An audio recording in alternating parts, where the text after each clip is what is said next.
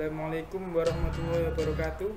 Perkenalkan, saya Riki Agung Wicaksono, peserta Latsar CPNS Badan Pemeriksa Keuangan Angkatan 26 Kelompok 2. Pada kesempatan kali ini saya akan menyampaikan pembelajaran saya hari ini secara sinkronus dan asinkronus. Pada sesi sinkronus hari ini saya belajar Bintal Islam dengan materi ihsan dalam sholat yang dibimbing oleh Bapak Joko Firmansyah. Pada sesi asinkronus hari ini saya melakukan diskusi kelompok untuk tugas pemilihan tokoh panutan dan penerapan nilai-nilai berakhlak yang terdapat dalam film Sekolah Rimba. Selain itu saya juga melakukan analisis film Sekolah Rimba terkait dengan penerapan nilai-nilai berakhlak sebagai tugas individu. Pertama, saya sampaikan terlebih dahulu pembelajaran saya pada Bintal Islam dengan materi ihsan dalam sholat. Tujuan pembelajaran ini yaitu menginternalisasi hukum-hukum sholat, keutamaan mengerjakan sholat dengan ihsan.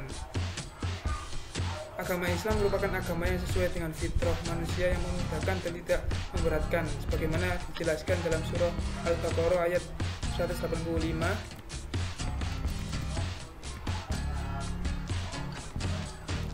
Yang berbunyi, yuridullahu bikumul usra wala yuridu bikumul usra, yang artinya Allah menghendaki kemudahan bagimu dan tidak menghendaki kesukaran bagimu.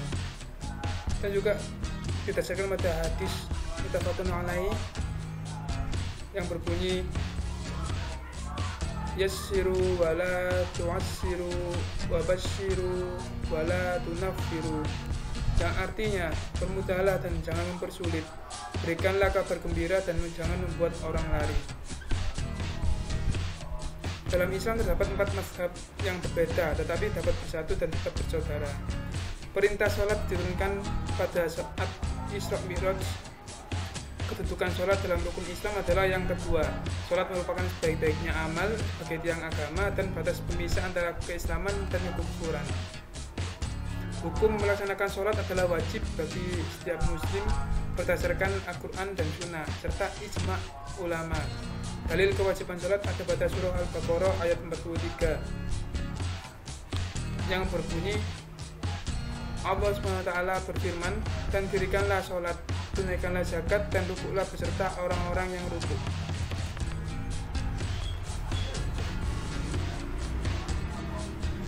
Keutamaan mengerjakan sholat yaitu sebagai cahaya kehidupan, penghapus kesalahan, jalan ke surga. Tata cara sholat pertama kali diajarkan oleh malaikat Jibril alaihissalam kepada Nabi Muhammad SAW, dan selanjutnya Rasulullah SAW mengajarkan kepada umatnya.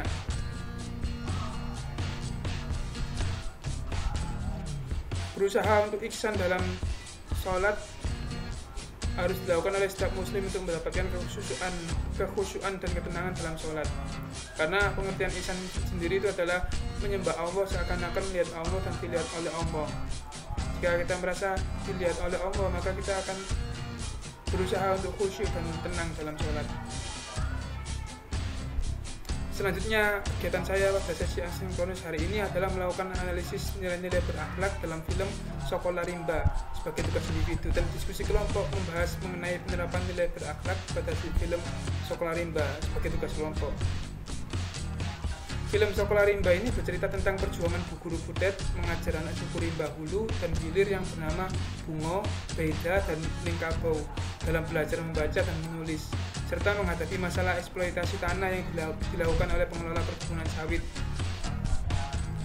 Dalam film Sekolah Rimba ini terdapat nilai-nilai berakhlak pada tokoh Bu Guru Butet dan Bungo. Berikut saya jelaskan nilai-nilai berakhlak yang terdapat pada film Sekolah Rimba. Nilai-nilai berakhlak yang terdapat pada tokoh Bu Guru Butet. Yang pertama ada berorientasi pelayanan, yaitu Bu Guru Butet ini gigih dan semangat dalam mengajar sekolah anak-anak rimba. Bu Guru Butet juga peduli kepada anak-anak rimba yang di hulu dan di hilir. Sejauh apapun tempatnya, tidak menyurutkan niatnya untuk mengajar. Selanjutnya ada nilai harmonis. Bu Guru Butet mengajar suku rimba yang di hulu dan di hilir, tidak membatasi untuk suku rimba tertentu. Semua mendapatkan pembelajaran yang sama. Bu Guru Butet tidak memihak pada salah satu suku rimba. Selanjutnya ada nilai adaptif. Bu Guru Butet dapat beradaptasi dengan lingkungan rimba dan berbaur dengan suku rimba seperti mencuci bersama ibu-ibu suku rimba. Lalu Bu Guru Butet yang berasal dari Jakarta berusaha mempelajari bahasa suku rimba, hulu dan hilir agar dapat mengajar anak-anak rimba. Selanjutnya ada nilai kompeten. Bu Guru Butet memiliki kualifikasi pendidikan yang mumpuni untuk mengajar anak-anak rimba, yaitu sarjana lulusan Universitas Pajajaran. Lalu Bu Guru Butet selain mengajar juga mendapatkan ilmu, pengetahuan, dan pengalaman baru dari suku rimba dan dari Dr. Astrid, sehingga meningkatkan kompetensinya dalam mengajar.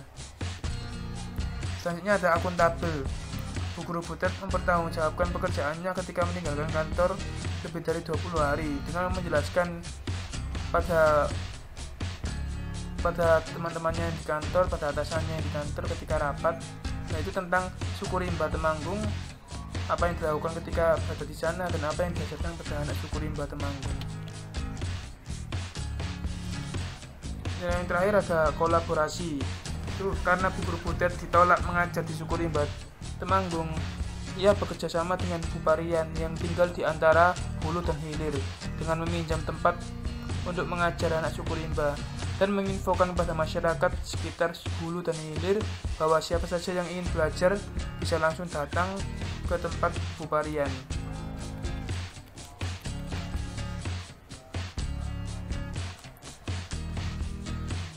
Selanjutnya nilai-nilai berakhlak yang terdapat pada toko Nyungso Bungo. Yang pertama ada berorientasi pelayanan. Bungo ingin membantu keluarganya, melindungi keluarganya agar tidak dibodohi oleh penebang liar, sehingga Bungo gigih dan semangat dalam belajar membaca agar dapat membaca perjanjian yang dibuat oleh penebang liar yang mengeksploitasi hutan.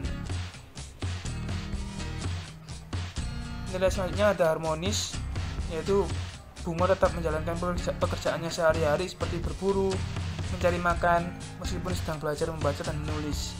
Bungo menemukan Bu Guru Butet pingsan karena malaria di tengah hutan, sehingga Bungo menolong Bu Guru Butet dan membawanya ke suku rimba di hulu. Nilai selanjutnya ada adaptif.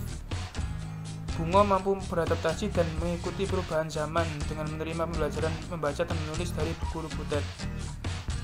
Lalu ada nilai kompeten.